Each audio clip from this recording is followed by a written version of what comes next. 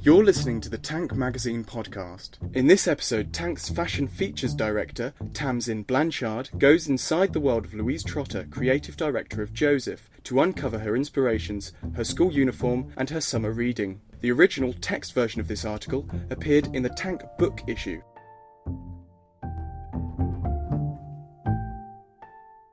She likes flat shoes, and she likes to walk fast. She would even call it marching. If I've got a place to go, I like to get there, she says. I did heels for the first time in the Autumn-Winter 2017 show. I really wanted to do them because the idea was that the models were so close you could almost touch them. But I also wanted to raise them, so I was working with the factory on the heels and saying that they have to be able to stride and they need to be solid. I had everything rubber-soled. Happily, Joseph's creative director, Louise Trotter, is sitting down when we meet in her office up under the eaves of her Paris headquarters. It's not immediately apparent that this is her office.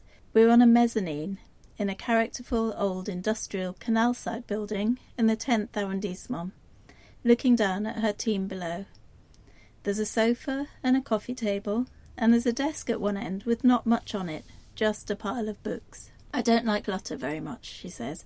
I'm one of those people who collects, but then I like to purge as well. I ask if I can be nosy and look at the books on her desk.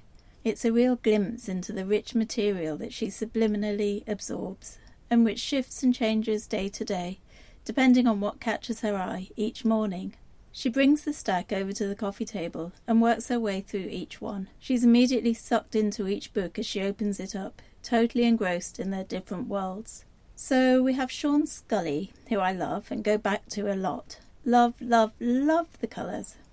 Sean Scully's always ongoing. What else have I got here? There's The Teds by Chris Steele Perkins and Richard Smith. It's about that gang instinct. And there's the recurrent theme of uniform.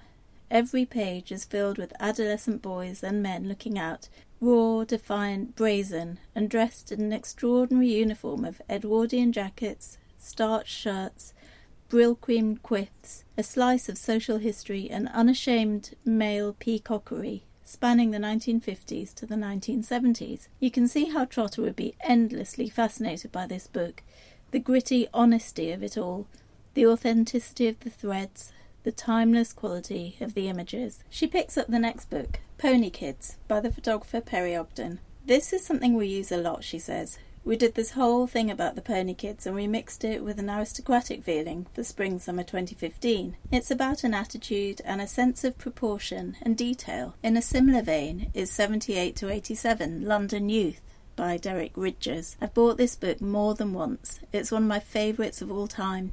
What I love about it is that the subjects really own the clothes. I adore this book. Every time I see it, it's like I've seen it for the first time. Like in The Teds, these are people from subcultures who are defined by their clothes as much as the music they listen to. She recalls that the first record she bought was probably Michael Jackson. I went through a period of loving everything but The Girl, The Style Council, and New Order. I used to go everywhere to see New Order. I literally travelled overnight from Sunderland all the way down to London to see them play. I used to find the way one associated with other people through clothes quite fascinating. She turns the pages, looking at Ridger's photographs. It would be great to find out where these people are today, she says. And then there's the catalogue of the Cartier Foundation's 2013 Ron Mueck exhibition. I just find it really disturbing, like a real love-loathe kind of fascination. When she started working at Joseph in 2009, she understood that there was already a strong signature. Joseph created a uniform for women, which I remember extremely well and loved. That uniform is something she's continued to develop and build. There are things we need and look for every day. Perfect trousers, perfect jeans, the perfect white shirt, the perfect overcoat. The idea of a uniform has always been with Trotter. At school she hated her uniform. At the time, she laughed, she wondered why her parents had not sent her to a school with a navy uniform instead of the one she had, which was a white shirt with a brown, red and yellow tie and a brown blazer. This led her to completely customise it. There was no going back once I'd attacked it, she said. This wasn't just a case of rolling up her skirt. I used to halve the ties and cut the collars, and it was pretty radical. I think what I loved about it, in a sense, was a form of rebellion. But I was intrigued about how you could change clothes and how it could make you part of a gang, or how you could communicate who you were through clothing. That was what I was trying to do. Trotter was born in Sunderland and went to the University of Northumbria for her fashion degree. I don't think I'm the most talented or creative person. I just think I've worked really hard, she says. What I haven't understood, I've tried to learn. And I still feel now, having worked for as many years as I have, that I'm still learning. So I think that's very much a sense of my upbringing and where I'm from, to be hard-working. That's really an important quality to have. She also has an immaculate sense of taste, but remains refreshingly straightforward in her outlook. Even though I take things seriously, I'm very professional, and I work like crazy.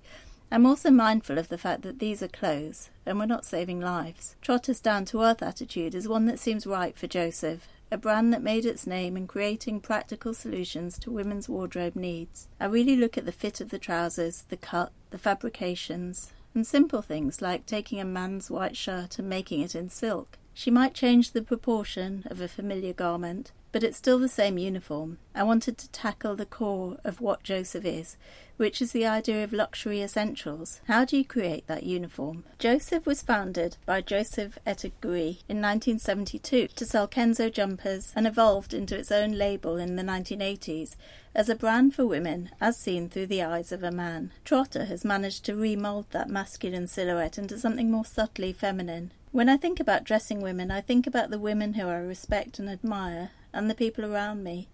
I think a lot about how a woman moves in clothes. There's nothing worse than seeing a woman who's uncomfortable, or who feels like she's dressing for someone else. For me, a woman who feels comfortable, at ease, and dresses for herself is most attractive. Joseph employs 310 people, but it's still being run like a smaller business, still using the same factories that were being used 20 years ago. There's a sense of craftsmanship and individuality to each piece, she says. We don't make huge amounts. We don't make things in huge factories. We have the artisans here. We make patterns and have samples here. We work a lot on those details and the small things that make a difference. For Trotter, it's important to make clothes that can have a life of their own, that are relevant for 3 or 4 seasons at least. I like the fact that it's not so of that moment. Increasingly, Trotter is injecting her own personality into the collections, particularly those shown on the runway. Last year, she moved house and found lots of pictures of her parents from the 1970s. I was amazed at how feminine the men looked, and also how feminine the women looked. That kicked off the idea of femininity overriding masculinity, because it's always more masculine with me. So for the Autumn-Winter 2017 collection, she took the idea of a male typology, a bank suit with a cuff and collar, and married it with the opposite, stereotypically subversive women's clothes, featuring plastic, lace and lingerie. Mirroring the two and distorting them is what I wanted to try and do. Collars ripped off in places and things unravelling. There are flashes of a more expressive temperament underneath the discipline and rigour of the uniform, such as a hot pink suit or a decadent tailored jacket in English country house tapestry. In the pre-fall collection, there's a surprising, loud, love it or hate it floral dress, which the designer is wearing a season early when we meet. That sits nicely with the authentically British elements, such as Fair Isle knit or tweed trousers. The books on Trotter's desk make perfect sense, illustrating that tension between masculine and feminine, the functional and the decorative, an undercurrent of something more real than this world of fashion. It is just a certain sense of style that Trotter has at her very core. Talking to her, you realise she's always had it, and it's not surprising that when she's on the move, you have to run to keep up.